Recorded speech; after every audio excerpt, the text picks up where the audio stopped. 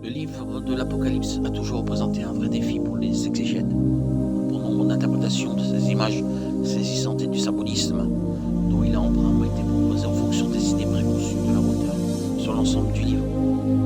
Il y a l'approche prétériste selon laquelle la plupart, voire tous les événements de l'Apocalypse, ont eu lieu avant la fin du 1er siècle.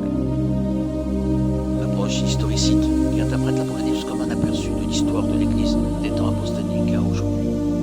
L'approche idéaliste qui interprète l'Apocalypse comme une allégorie de la lutte entre le bien et le mal. Et enfin, l'approche futuriste qui interprète l'Apocalypse comme une prophétie d'événements à venir. Seule l'approche futuriste interprète l'Apocalypse selon la même méthode historico-grammaticale que le reste des Écritures.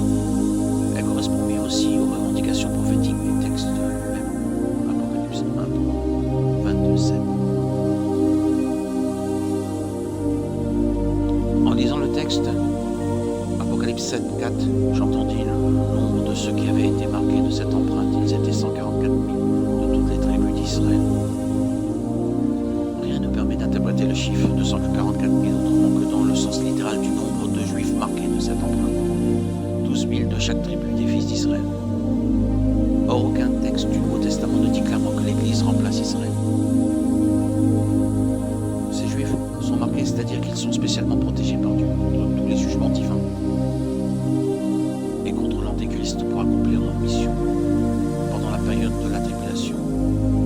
Apocalypse 6, 17 dit que les hommes se demanderont qui pourra résister à la colère à venir.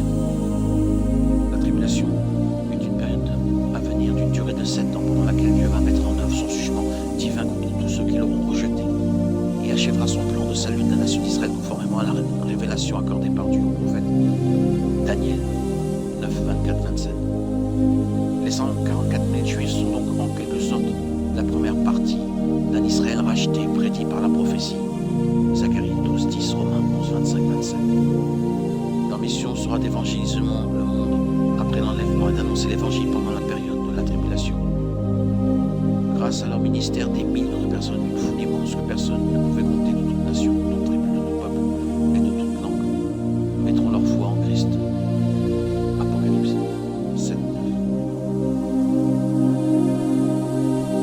Une grande partie de la confusion au sujet des 144 000 vient de la doctrine des témoins de Jéhovah, selon laquelle ce chiffre correspond au nombre de personnes qui régneront avec Christ dans le ciel et passeront l'éternité avec Dieu.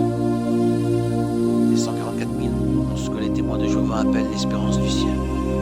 Ceux qui ne figurent pas parmi les 144 000 jouiront de ce qu'ils appellent l'espérance de la terre, un paradis terrestre sur lequel régneront Christ et les 144 000. On voit clairement que l'enseignement des témoins de Jéhovah établit un système de castes dans l'au-delà avec une classe dirigeante qui sont les 144 000 qui dominera sur la terre, sur les autres. La Bible n'enseigne rien de cela. Certes, selon Apocalypse 24, certaines personnes régneront avec Christ pendant le millénium.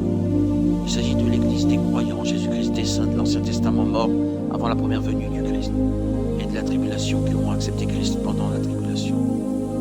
Et la Bible ne fixe aucune limite à leur nombre. De plus, il faut distinguer le millénium du nouveau monde éternel qui apparaîtra à l'issue de cette période. Alors Dieu demeurera avec nous dans la nouvelle Jérusalem. Il sera notre Dieu et nous serons son peuple. Apocalypse 21, 3. Nous recevrons l'héritage qui nous est promis en Christ et scellé par le Saint-Esprit. Éphésiens 1, 13, 14.